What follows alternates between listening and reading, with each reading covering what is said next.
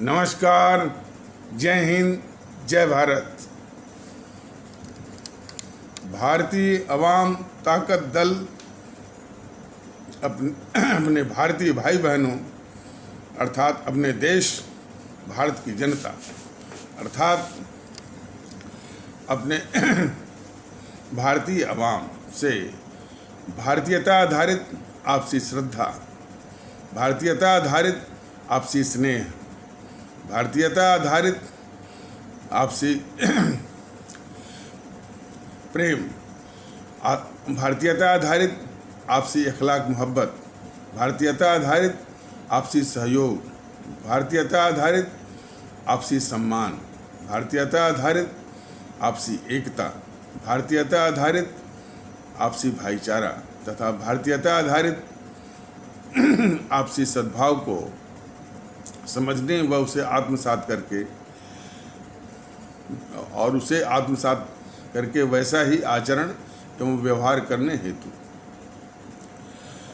और इसके समस्त भारत में प्रचार प्रसार करने हेतु और इसकी अहमियत और महत्व को प्रत्येक देशवासी को समझाकर उसे अपनाते हुए वैसा ही और उसी अनुसार आचरण एवं व्यवहार करने हेतु और प्रत्येक देशवासी को अपना ही भारतीय भाई बहन मानकर, समझकर, अपनाकर उनके साथ वैसा ही और उसी अनुसार आचरण एवं व्यवहार करने हेतु सतत, सदैव और हमेशा अदब के साथ, आदर के साथ अर्ज करता है, विनती करता है। अब ये कम से कम जो है 2-2.5 साल से यूट्यूब के संदेश के माध्यम से भारतीय अवाम ताकत दल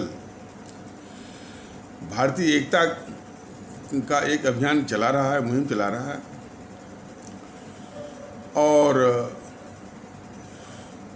लोगों को, अपने भारतीय भाई बहनों को ये समझाने का प्रयास कर रहा है कि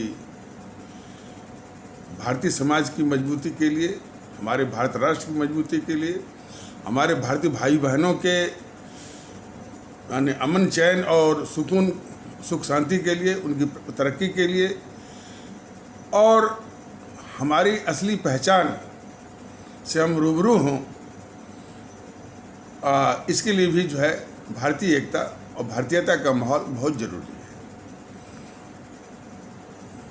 जैसा कि पिछले एपिसोडों के माध्यम से ये बताया जा रहा है कि ये सुखद विषय है, हर्ष का विषय है कि अब हमारी भारतीय आवाम है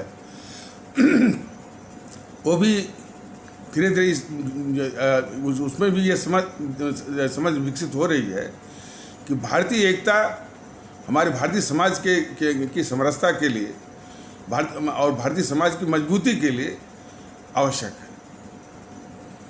अब ये चीज़ अब ऐसे ये है कि इसमें वो प्रगति उतनी नहीं आ रही है, इसलिए नहीं आ रही है कि इसका प्रचार प्रसार जो है अभी और भी तबकों में होना बाकी है। तो इसके विषय में भारतीय अवाम ताकत दल ने पहले भी निवेदन किया था और अभी भी कर रहा है कि इसका प्रचार प्रसार इसी यूट्यूब का जो कि भारतीय एकता के लिए है वो जन जन तक जाना चाहिए और हमारे भारतीय भाई बहन, हमारे आदरणीय भारतीय भाई बहन, हमारी आदरणीय भारतीय अवाम इस अभियान को अपना अभियान, अपना आंदोलन माने। और एक बात जो पहले भी बताई गई है, ये अभियान ये दूसरी आज़ादी और वास्तविक आज़ादी के रूप में ये चलाया जा रहा है। पहली आज़ादी में तो हमारे जो अमर शहीद क्रांतिकारी थे, हमारे माने परम आदरणीय राष्ट्रभक्त शिरोमणि नेताजी सुभाष चंद्र बोस, शहीद आजम भगत सिंह और हमारे एक तबके के जिसके साथ हजारों साल तक अन्याय हुआ था, शोषण हुआ था, उसके उत्थान के लिए जो अभियान चला रहे थे हमारे बाबा साहब अम्बेडकर, और अमर शहीद चंद्रशेखर आज़ाद, अमर शहीद अशफाकुल्ला, अमर शहीद खुदीराम बोस, अमर शहीद सुब्रमण्यम भारती जो कि तमिलनाडु से थे, और खुदीराम बोस जो है वो मुजफ्फरपुर बिहार से थे, और श्रीमती रानी लक्ष्मीबाई, श्रीमती रानी चंद्रिमा कर्नाटक से थीं, तथा अमर शहीद श्रीमती रानी गडेलियो जो कि नागालैंड से थी, इत्यादि अन्य लोग भी। तो इन लोगों ने अपनी कुर्बानी शहादत, मतलब अपने प्राण सहित सर्वस्व, बाबा साहब ने प्राण तो नहीं दिया था, लेकिन एक बहुत बड़ा काम, और इस अपने भारतीय समाज के एक तबके के साथ जो एक शोषण और नाइंसाफ़ी हजारों साल तक हुई थी, उसके कल्याण के लिए, उसके उत्थान के लिए, उसके उद्धार के लिए वो प्रयास कर रहे थे। तो उनकी शहादत और कुर्बानी की बात तो नहीं है, लेकिन जो उन्होंने कष्ट झेला, जो दिक्कतों का सामना किया, जो कठिनाई उठाई, वो भी किसी कुर्बानी शहादत से कम नहीं है। तो भारतीय जनता दल उनके इस अभियान को, इस कोशिश को अमर शहीदों की कुर्बानी शहादत के बराबर ही मानता है और महत्व देता है। इसलिए उनको इसी श्रेणी में लाता भी है। तो हमारे इन अमर शहीदों की शहादत कुर्बानी के कारण जो है, ये सफ़ेद अंग्रेज तो भाग गए, उनको भागना पड़ा, हमको आज़ादी मिली, और उन्हीं हमारे अमर शहीद क्रांतिकारियों में हमारे शहीद आजम भगत सिंह ने एक चेतावनी दी थी कि हम अपनी कुर्बानी और शहादत की बदौलत इन सफ़ेद अंग्रेज़ों को तो भगा देंगे, लेकिन काले अंग्रेज़ों को जो है को भगाने की जिम्मेदारी आपकी होगी, और यदि आप नहीं भगाएंगे तो ये सफ़ेद अंग्रेज़ों से भी अधिक तकलीफ़ जो है इस देश को और देशवासियों को देते रहेंगे। और वो चीज़ आज बिल्कुल वो सामने है, हमारे आपके सामने है। भारतीय जनता दल उन्हीं के आदेश के अनुसार और हमारे सभी अमर शहीदों की जो कुर्बानी और शहादत की प्रेरणा के आधार पर भारतीय एकता के लिए जो है ये कोशिश कर रहा, अभियान चला रहा है। हमारे समाज की कुछ कमजोरियां हैं और बहुत दिनों से हैं, और कुछ क्या जो कट्टरवादी जो तत्व हैं, जो सामंतशाही और संभ्रांतवादी दृष्टिकोण के हैं, वो पूरे सिस्टम पर, पूरे व्यवस्था पर, पूरे माहौल पर कब्जा जमाना चाहते हैं। उनकी साजिश जो है वो भारतीय एकता के रास्ते की सबसे बड़ी वो रुकावट है। ये कट्टरवादी तत्व अक्सर ये पंथ का ही सहारा लेते हैं। इनका एक वो परंपरागत इनका एक आदत है, हमेशा ये पंथ का ही वो ये सहारा लेते हैं। आपने देखा होगा इसी देश में वो कभी वो हिंदुत्व खतरे में है तो कभी इस्लाम खतरे में है। हिंदुत्व को बचाने के लिए, इस्लाम को बचाने के लिए इनका सारा तर्क जो है इसी के आसपास वो घूमता रहता है। तो ऐसे तो एक रूप तो इनका ये भी है। और इस संबंध में शहीद आजम भगत सिंह ने ऐसे तत्वों के विषय में एक टिप्पणी की थी और सवाल किया था कि ये जो पांथिक उन्माद के आधार पर जो अभियान चला रहे हैं, वो कैसे ये सोचते हैं कि धर्म और संस्कृति का से चला करके जो है वो देश की रक्षा करेंगे और लोगों की रक्षा करेंगे? ये सवाल उनका था। उनका सवाल था, भगत सिंह का ये सवाल था कि ये धर्म संस्कृति का नाम लेकर के जो है वो देश बचाने का जो तर्क देते हैं, मुहिम चलाते हैं, तो धर्म और हालांकि भारतीय जनता दल ने तो बताया ये धर्म नहीं बल्कि पंथ है। तो मान लीजिए जो लोग धर्म समझते हैं तो उसी को यदि मान कर चला जाए तो अपने शहीद आजम भगत सिंह का ये सवाल था, जो ऐसे लोगों से जो कि कहते हैं कि हमको सबसे पहले वो हिंदुत्व की रक्षा करनी है, हिंदू सनातन की रक्षा करनी है, हमको सबसे पहले इस्लाम की रक्षा करनी है। तो ऐसे तत्वों से, ऐसे कट्टरवादी तत्वों से वो भगत सिंह का सवाल था कि ये पहले बताएं कि ये धर्म या संस्कृति की रक्षा के नाम पर ये देश की रक्षा कैसे कर सकते हैं। भगत सिंह ने तो इस मैंने यानी इस पचड़े को ही समाप्त करके वो नास्तिक हो गए थे और सिर्फ देश की बात करते थे। अब भारतीय जनता दल, ये भी भारतीय जनता दल उनके इस सिद्धांत को 100% मान करके वो हमेशा देश की बात करता है। यहाँ तक पंथ का सवाल है, पंथ के लिए भी ये एक पूरी व्यवस्था है, चाहे हिंदू सनातन आस्था वाला पंथ हो, चाहे इस्लाम आस्था वाला पंथ हो, चाहे ईसाई आस्था वाला पंथ हो, चाहे सिख आस्था वाला पंथ हो। इसके लिए भारतीय जनता दल ने पहले भी बताया हुआ है और अभी भी बता रहा है कि ये चूँकि व्यक्तिगत आस्थाएं हैं, इसलिए इसको व्यक्तिगत तौर पर घर के अंदर इसको निर्वहन करने की आवश्यकता है। घर के अंदर जो भी पद्धति पसंद हो, आपको घंटी बजाना हो, धूप बत्ती दिखाना हो, आपको वो भजन करना है, हरि कीर्तन करना है, सब कुछ करिए। घर के अंदर आपको नमाज पढ़ना है, इबादत करनी है और जो सिद्धा करना है, जो भी करना है आप घर के अंदर करिए, जो भी पसंद आपको आता हो। लेकिन घर के बाहर चौखट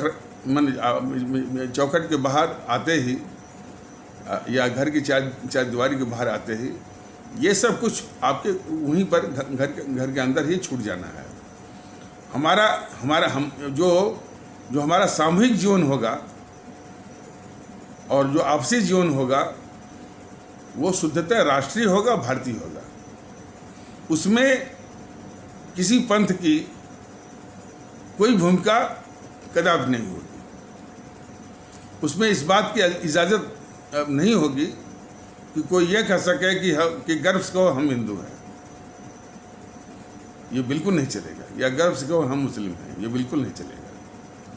वहाँ सिर्फ भारतीयता की बात होगी और भारतीय व्यवहार की बात होगी और भारतीयता आधारित आपसी सहयोग, सम्मान, भाईचारा और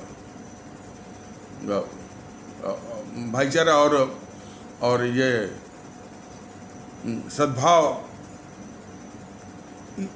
और उसी के आधार पर आचरण व्यवहार सब चलेगा। तभी जो है सच्चे मायनों में भारतीय वातावरण और भारतीयता आधारित आचार व्यवहार जो है सार्थक होगा।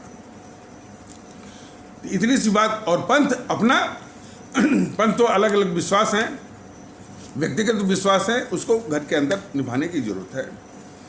धर्म का जहाँ तक सवाल है, धर्म जो है सिर्फ एक ही धर्म चलेगा इस देश में, राष्ट्र धर्म, और जो कि सबको, सभी भारतीय भाई बहनों को, सभी भारतीय नागरिकों को निभाना है। राष्ट्र धर्म, राष्ट्र धर्म से मतलब है कि देश के विषय में चिंतन करना और देश की सर्वोच्चता को समझना है कि हमारा मुल्क सभी बातों से बहुत ऊंचा है, बहुत महत्वपूर्ण है।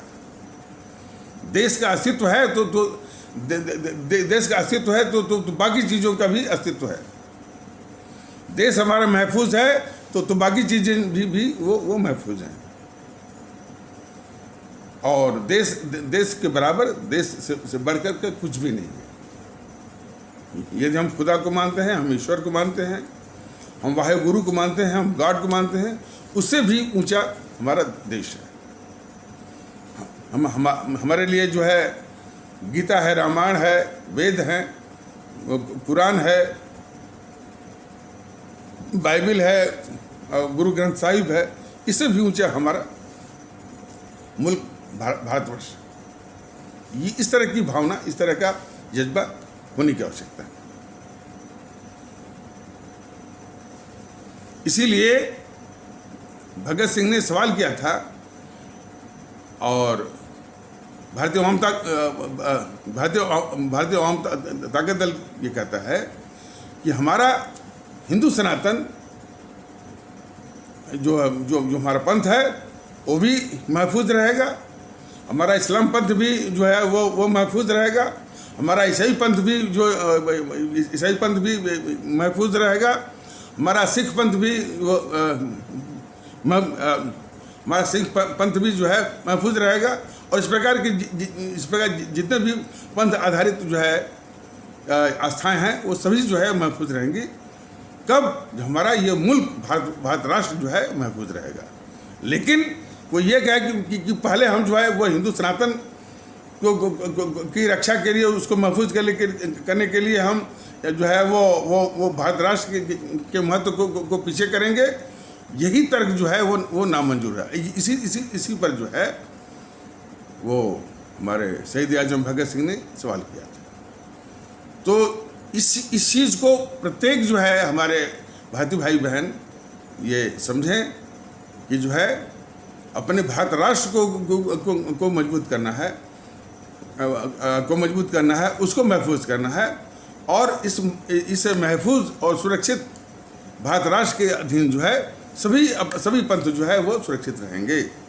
लेकिन इन पंथ को सुरक्षित करने के नाम पर अपने भारत राष्ट्र को कमज़ोर करना, ये कदाप जो है वो शहीद आजम भगत सिंह को भी मंजूर नहीं था, भारतीय अवाम ताकत दल को कोई मंजूर नहीं है और इस देश को भी मंजूर नहीं है और हमारी पूरी भारतीय अवाम को भी मंजूर नहीं है। यही भावना होनी चाहिए। एक कट्टरवादी तत्व जो है कई रूपों में प्रकट होते हैं। जो बिल्कुल अस्पष्ट रूप में जो आपके सामने है, एक जो है पुष्पेंद्र कुलश्रेष्ठ गिरोह है, वो एकता को तोड़ने के लिए विभिन्न माने तर्कों का वो सहारा लेता है। अब ये जान लीजिए कि भारत 1947 का भारत विभाजन जो है हमारे मुल्क की हमारे सबसे बड़ी त्रासदी है कि देश तो बटा ही और 25 से 30 लाख हमारे भारतीय भाई बहनों को अपनी जान गंवानी पड़ी और 3 करोड़ से ऊपर हमारे भारतीय भाई बहनों के घर उजड़े और सिर्फ जो है सत्ता को हथियाने के ही चक्कर में। किसको हथियाने के? वो जो जवाहरलाल नेहरू था उसी को सत्ता मिले जो है इसी साजिश में। और उस जवाहरलाल नेहरू के पक्ष में पूरी कांग्रेस में कोई नहीं था सिवाय उस गद्दार मोहनदास करमचंद गांधी के। और अपने देश के अंदर भी कुछ अपवादों को छोड़कर के पूरी आवाम जो है वो जवाहरलाल नेहरू के पक्ष में नहीं थी। वो इसके बदले वो जिन्ना साहब को भारत के पहले प्रधानमंत्री के रूप में देखना चाहती थी। वो भी इसलिए कि ये सब जो देश को बांटने की साजिश कर रहे थे, ये दोनों गद्दार मोहनदास करमचंद गांधी और ये गद्दार जो है जवाहरलाल नेहरू। तो जनता जो है वो इस मत की थी कि और उसी बीच में जो है वो जिन्ना साहब के मेडिकल सेक्रेटरी ने एक चिट्ठी लिखी थी इन कांग्रेसियों को कि जिन्ना साहब को बोन टीबी हुई है, मतलब कि वो कुछ ही वक्त के मेहमान हैं। वो वक्त जो है कुछ दिन का भी हो सकता है, कुछ महीने का भी हो सकता है, कुछ साल का भी हो सकता है। तो ये चिट्ठी जो है सार्वजनिक हो गई थी और जनता में भी फैल गई थी भाई कि जिन्ना साहब कुछ वक्त के मेहमान हैं और इस नेहरू से ज़्यादा काबिल भी हैं, वकालत में भी और वैसे भी, और उम्र दराज भी हैं। तो जनता में ये बात फैल गई थी कि कम से कम जो देश बंटने का जो खतरा है वो टल सकता है, बशर्ते जिन्ना साहब जो है इस देश के पहले प्रधानमंत्री हों। तो भारतीय अवाम में ये एकाध अपवादों को, यानी कुछ अपवादों को छोड़ करके वो जिन्ना साहब के पक्ष में थी। कांग्रेस जो है वो पटेल साहब के पक्ष में थी।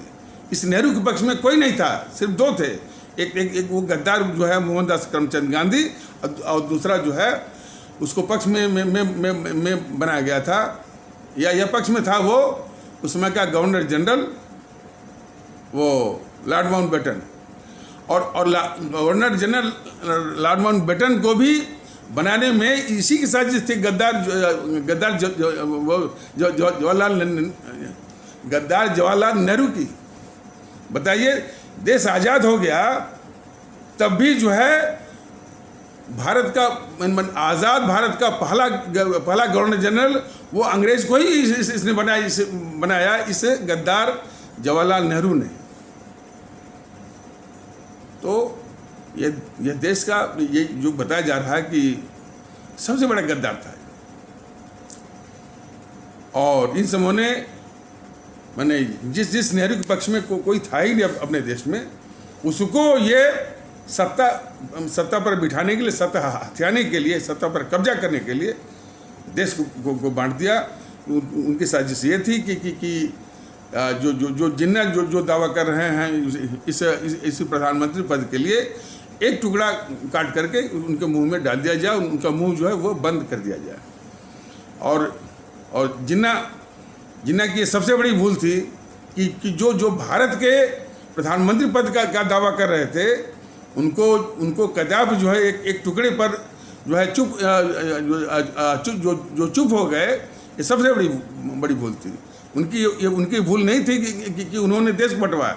देश को बंटवाने वाले तो ये थे कि ये दोनों गद्दार, लेकिन जिन्ना साहब एक पाकिस्तान की बात पर वो चुप हो गए, ये सबसे बड़ी उनकी भूल थी।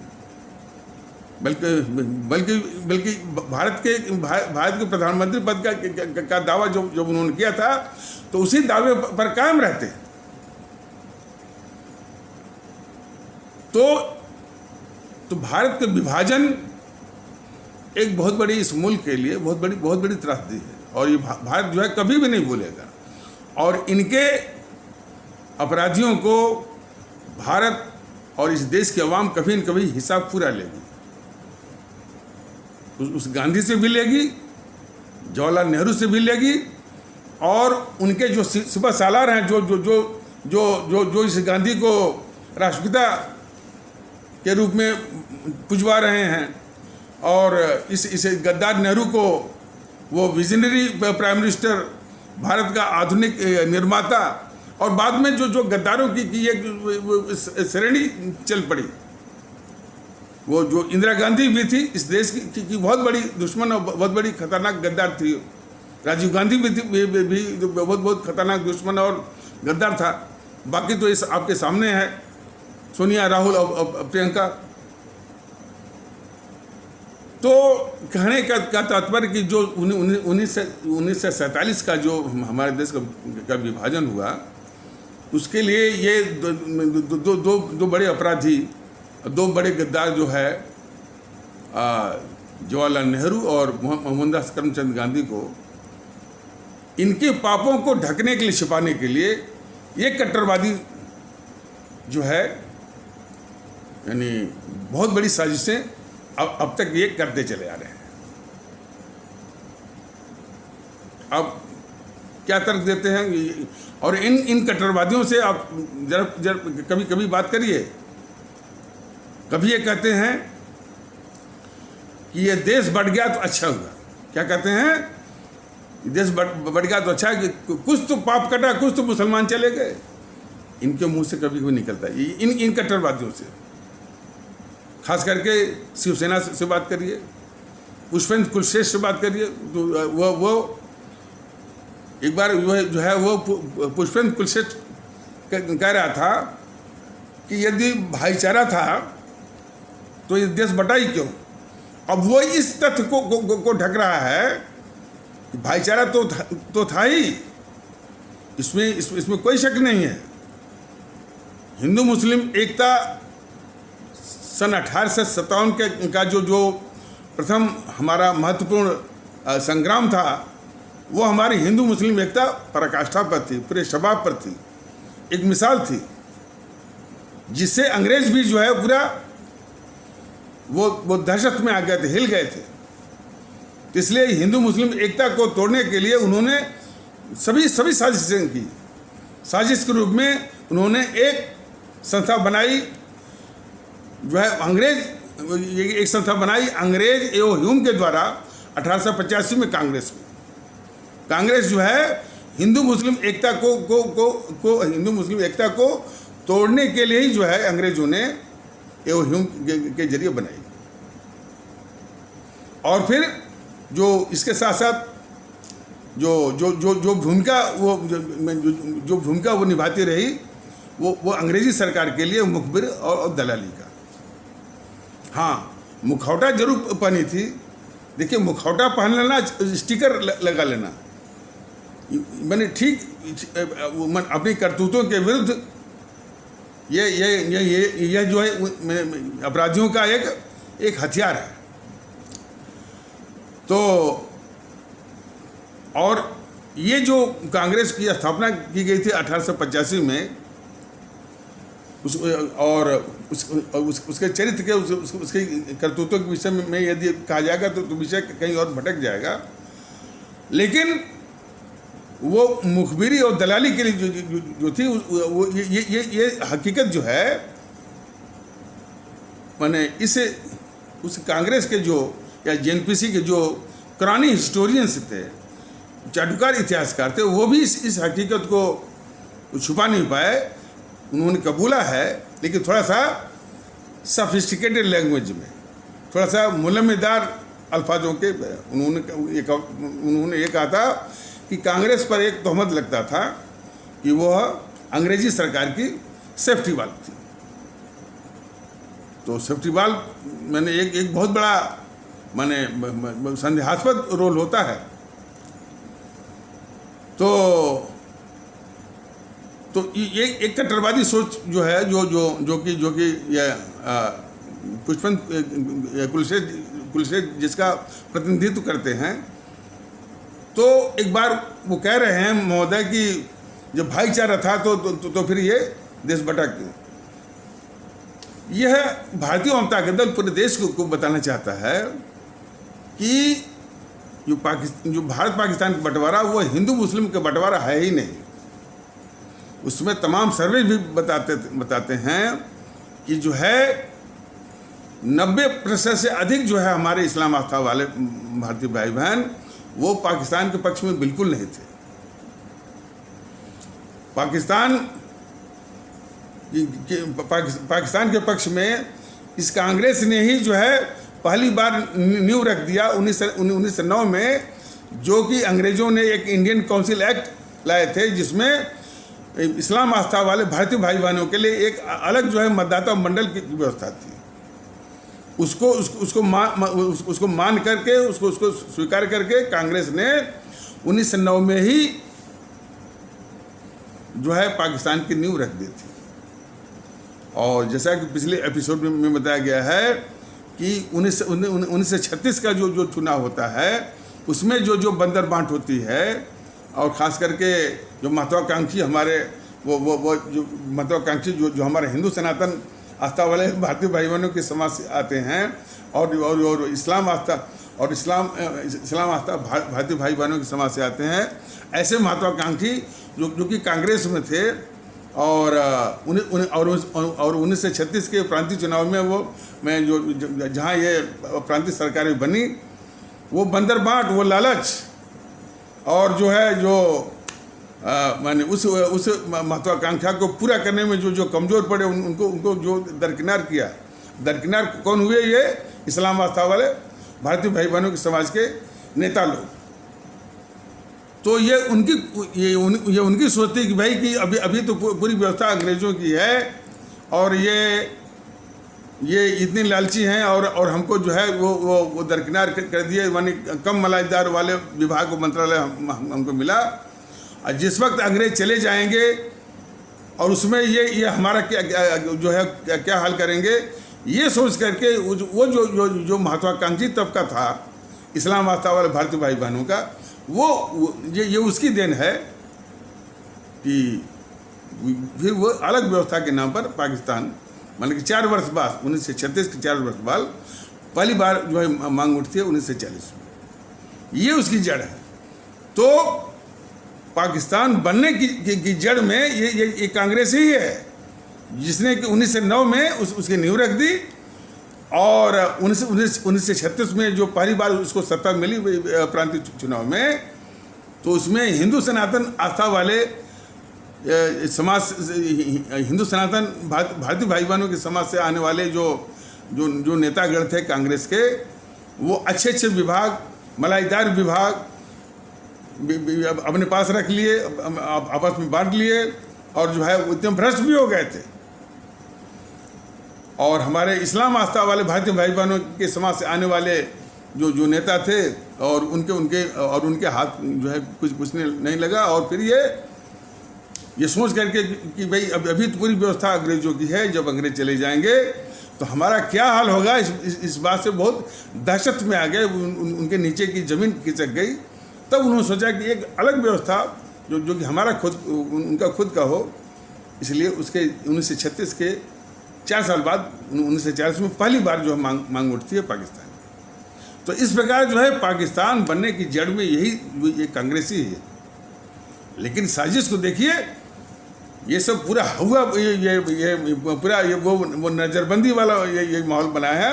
सिर्फ जो है गद्दार जवाहरलाल नेहरू और गद्दार मोहनदास करमचंद गांधी के इस गद्दारी के पाप को छुपाने के लिए जिन्ना साहब के ऊपर बढ़े हुए और सभा पूरा मीडिया, मतलब कि जो है वो जिन्ना के ऊपर वो बंदूक जो है वो तानी हुई है। आतंकवादियों को जो पाकिस्तान प्रायोजित जो आतंकवादी हैं, उनको ये चैनल वाले, टीवी चैनल वाले, उनको सब बोलते हैं जिन्ना की सेना। और इसमें जो है इस्लाम आस्था वाले भारतीय भाई बहनों के समाज से जो जितने भी ये बौद्धिक वर्ग है, उसकी भी बहुत बड़ी कायरता है। उसकी कायरता मैंने इस मामले में कभी भी इस रूप में मैं न कभी अध्ययन किया, न कोई देश के सामने आया और न लोगों को समझाने आया। तो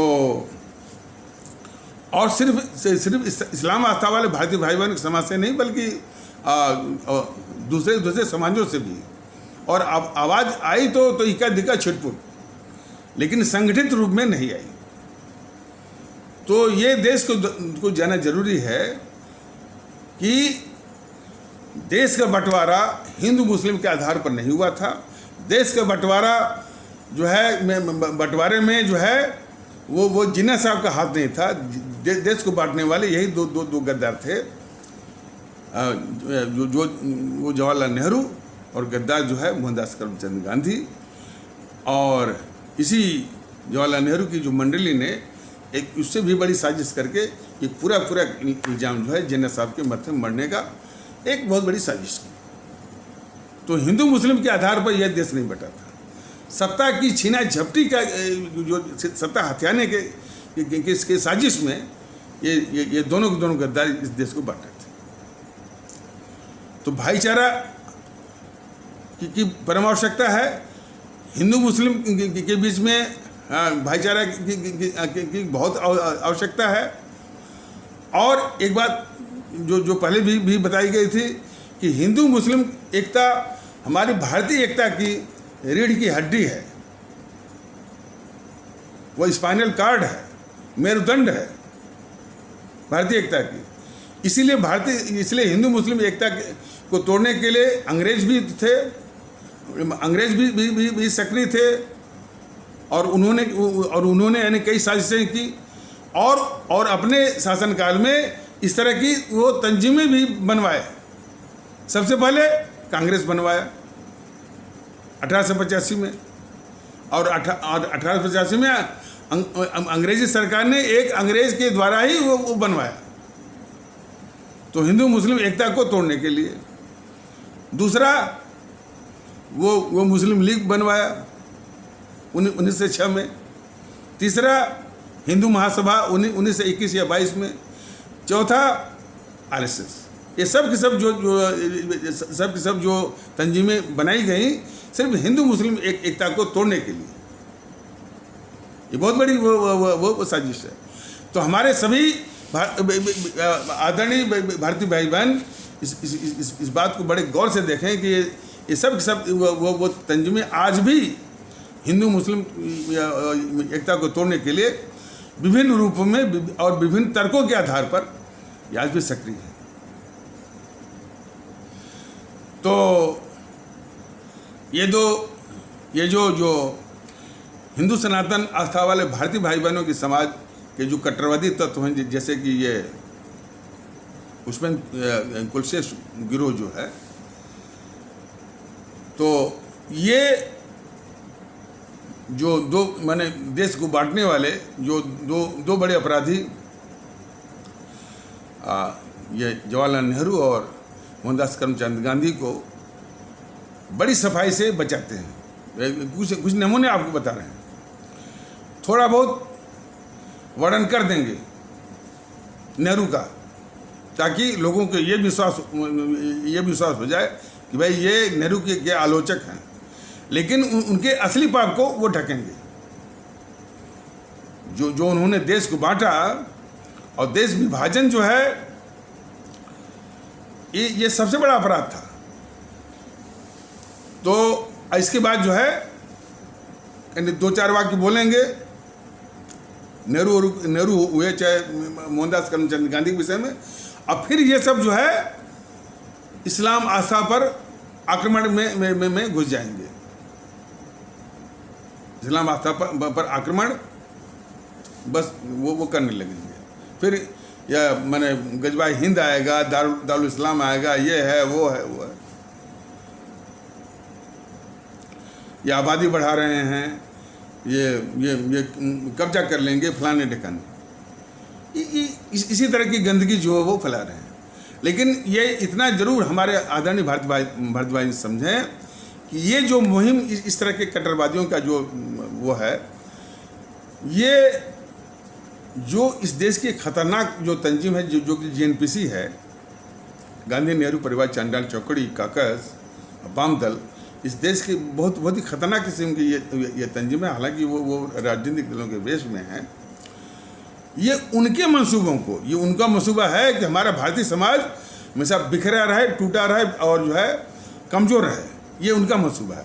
तो उन्हीं के मंसूबों को जो है ये पुष्पेंद्र कुलशेष गिरोह जो है वो चला रहा है, पूरा कर रहा है। और भारतीय जनता दल को तो इस बात का शक है कि ये भेष जरूर बदले हैं कि वो हिंदू सनातन की रक्षा के लिए जो ये अभियान चला रहे हैं, लेकिन काफ़ी ये संदेह है, और बल्कि जांच हो तो पता भी चल जाएगा कि ये जेएनपीसी के ही द्वारा, गांधी नेहरू परिवार चांडाल चौकड़ी काकस के ही द्वारा ये जो है स्पॉन्सर्ड होंगे, प्रायोजित होंगे और फंडेड होंगे। फंड भी इनको मिला और इन्होंने भेष बदल लिया है कि ये हिंदू सनातन की रक्षा के लिए जो है ये मुहिम चला रहे हैं। और काफ़ी हमारे हिंदू सनातन आस्था वाले भारतीय भाई बहनों के समाज के लोग इनकी बातों में सम्मोहित हो जाएं, इनके जाल में फंस जाएं। और इन्हीं की करतूत को सप्लीमेंट करने के लिए और आगे बढ़ाने के लिए यानी अपने भारतीय समाज में भेद विभेद और नफरत जो कि मंसूबा किसका है, जेएनपीसी का और वाम दलों का, उसको इन्हीं की इस तरह की साजिश और मुहिम को सप्लीमेंट और पूरा करने के लिए या और आगे बढ़ाने के लिए इन्हीं के जवाब में वो खड़ा हुआ है असदुद्दीन गिरोह। वो इन्हीं लोगों का नाम लेकर के, बस वो आरएसएस का नाम लेकर के और आरएसएस की झूठी बातों का आधार वो बना करके वो ये खड़ा हुआ है असदुद्दीन गिरोह। तो फिलहाल ये दोनों गिरोह जो है इस देश के लिए बहुत खतरनाक है। जो है ये पुष्पेंद्र कुलश्रेष्ठ गिरोह और असदुद्दीन गिरोह, ये दोनों जो है इस मुल्क की एकता के लिए, भारतीय एकता के लिए और भारतीय समाज के लिए दोनों खतरनाक है और दोनों को इसी रूप में देखा जाना चाहिए। लेकिन दुख की इस बात है कि इसके नाम पर जो है अभी यानी वो ध्रुवीकरण हो रहा है और असदुद्दीन वैसी की हिम्मतें बढ़ रही है, उसके हौसले बढ़ रहे हैं, वो चुनाव वो लड़ रहा है, तो इसी हौसले को पस्त करना है।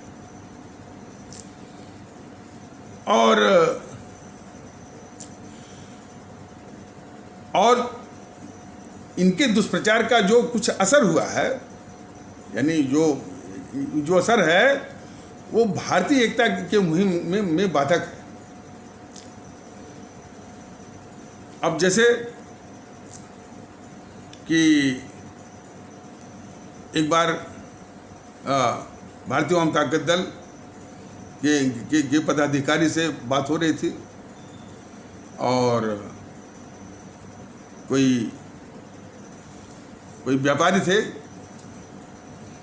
तो उन्होंने बात चलाई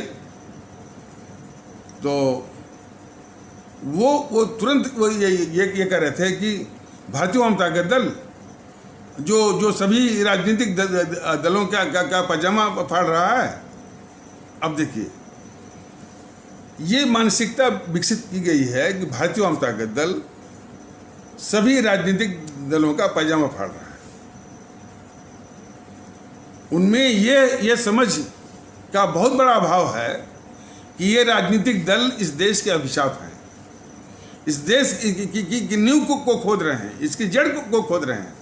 ये सभी राजनीतिक दल जातिवाद के आधार पर, संप्रदायवाद के आधार पर, सांप्रदायिकता के आधार पर, भाषावाद के आधार पर, प्रांतवाद के आधार पर, जातियों में भी उपजातियाँ, और ये राजनीतिक दलों में कट्टरवादी तत्व हैं जो कि हमारे समाज के कुछ लोगों को अलग थलग अलग थलग करना चाहते हैं। उनको सम्मान देने के पक्ष में नहीं है, उनको अपमानजनक शब्दों से जो है वो संबोधित करते हैं और इस आदत से वो बाज आते नहीं हैं। इस समाज को तोड़ने पर वो आमादा हैं।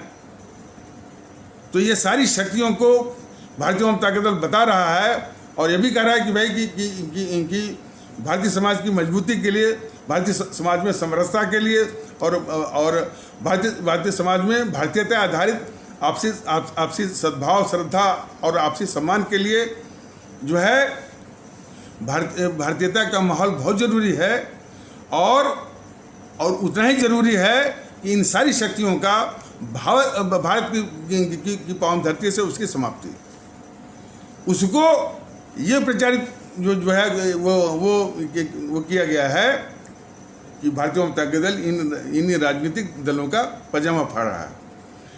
जो राजनीतिक दल यानी इस भारत के अस्तित्व के लिए खतरा हैं और अब तक जो है यानी भारतीय समाज में जातिवाद के आधार पर, संप्रदायवाद का इन खतरनाक हथियारों से ही जो है इस देश की नींव को कमज़ोर कर रहे हैं, उसी की समाप्ति की ये जो मुहिम चला रहा है भारतीय आम ताकत दल, तो एक मानसिकता ये काम कर रही है कि भारतीय आम ताकत दल को ये कहना है कि वो सभी राजनीतिक दलों का वो ये पजामा फाड़ रहा है। और इसीलिए देश के दुश्मनों को पहचानने में जो जो दिक्कत हो रही है, और भारतीय जनता दल के इतने प्रयास के बाद भी उसमें इसी तरह की जो मानसिकता ठूसी गई। और अभी भी कुछ मानसिकता ये मैंने जो आशंका है कि यदि सभी लोग एक हो जाएंगे तो जो प्रिविलेज्ड मानसिकता के हैं उनका क्या होगा। और ख़ास करके वो कहना नहीं चाहिए, अभी भी ये भारतीय एकता की मुहिम तो चल रही है, काफ़ी लोग इसमें शामिल भी हो रहे हैं। जो हमारे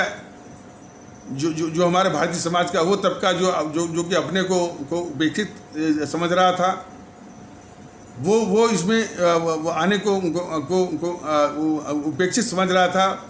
जिसको सम्मान की ज़रूरत है, जो सम्मान और बराबरी का भूखा है, ये सारे तबके जो है वो भारतीय समाज के जागृत हो रहे हैं। हालांकि वो अपने मसीहा की जो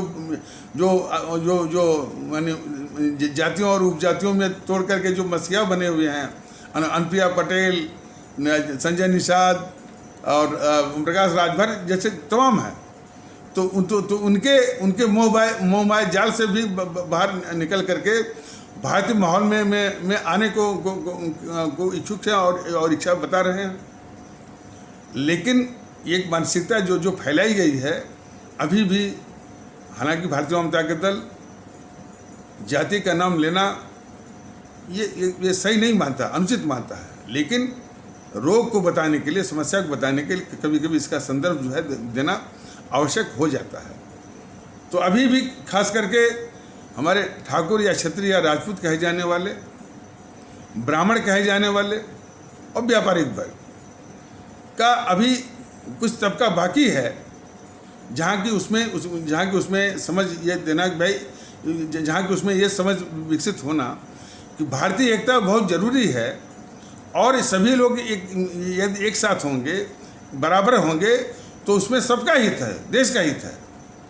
सबसे बड़ी बात जो इन समूहों ने एक गलत धारणा जो है वो गलत एक अफवाह ये फैलाई हुई है कि ये भारतीय एकता आ जाएगी तो ये सब आपको इनके साथ बैठना होगा, उठना होगा, तो ये कैसे आप करेंगे। तो ऐसे भारतीय भाई बहनों से भारतीय जनता दल ये बताना चाहता है कि देखिए, देश का महत्व आपके लिए भी है, देश की सुरक्षा आपके लिए भी है, देश की सुरक्षा के लिए अभी संजित हैं, लेकिन भारतीय एकता के अभाव में देश की सुरक्षा खतरे में है। देश विरोधी ताकतें जो है इसी भारतीय एकता के अभाव में और भारतीय समाज के बिखराव में ही अपना जो है अपनी साजिश को अंजाम दे रही हैं। तो देश की एकता, देश की सुरक्षा, देश का महत्व जो है सभी को, हमारे जो ठाकुर, राजपूत, क्षत्रिय, ब्राह्मण, व्यापारिक वर्ग को भी समझना आवश्यक है कि ये देश को सुरक्षित रखना है, भारतीय समाज को सुरक्षित रखना है। तो भारतीय एकता बहुत ज़रूरी है, क्योंकि इसी के अभाव में ये भारतीय समाज विरोधी ताकतें अपने साजिश को, यानी अपने कौन सी साजिश को, भारतीय समाज को तोड़ने की साजिश को अंजाम दे रही हैं। तो ये सबको समझना आवश्यक है और उस जड़ता को जो है वो ख़त्म करना है। अब अगले एपिसोड में ये जड़ता किस रूप में है उस पर भी ये भारतीय जनता दल ये प्रकाश डालेगा। और एक बात बहुत आवश्यक कि इस जो भारतीय एकता के विषय में भारतीय जनता दल ये मुहिम चला रहा है, इसको अपना अभियान समझिए और इसका प्रचार प्रसार करना होगा और YouTube को उनको अधिक से अधिक लोगों में पहुंचाना होगा। और ये आपका अभियान है, अब अपना अभियान है। और और भारतीय जनता दल से जब भी आप लोग बात करें तो अपना संपर्क नंबर जरूर उनको दे दीजिए, इसलिए कि जब हम लोग क्षेत्र में आएंगे तो इन्हीं नंबरों के सहारे वो बात करके आप लोगों के बीच में आएंगे और सारी बातें बताएंगे। तो शहर खुशी से अपना संपर्क नंबर जो है जब भी आप बात करें तो पहले ही वो दे दिया करें। वो नंबर जो है उसी मैंने उसी में सहायक होगा कि आपसे संपर्क करके और फिर गांव हो, गिराज हो, कस्बा हो, इलाका हो, उसमें जो है वो संगठित किया जाएगा। तो इन्हीं और आगे आने वाले एपिसोडों में ये स्पष्ट किया जाएगा कि किस तरह की मानसिकता, किस तरह का दुष्प्रचार जो है इन कट्टरवादी तत्वों ने कर रखा है, उससे बचने की आवश्यकता है। इसलिए कि भारतीय एकता भी स्थापित करनी है और भारतीय एकता के जो शत्रु हैं उनका भी शमन करना है। तो एक जो तरीका है इलेक्शन में, ये मतपेटी पर, ईवीएम मशीन पर, बूथ पर, बैलेट बॉक्स पर इनको नस्मे नबूद करना है। और फिर साथ साथ जो है समाज में जो इन समूह ने भ्रांतियाँ फैलाई हुई हैं और जो है वो दुष्प्रचार किया हुआ है, उसकी भी काट ढूंढनी है और पूरे समाज को एक साथ ले चलना है। जो लोग अभी भी आने में संकोच कर रहे हैं उनको भी समझा के बुझा के कि उनको भी साथ में लाना है। तो इन्हीं आवश्यक शब्दों के साथ इस आवश्यक परिचर्चा को यहीं पर विराम दिया जाता है और तब तक के लिए नमस्कार, जय हिंद, जय भारत।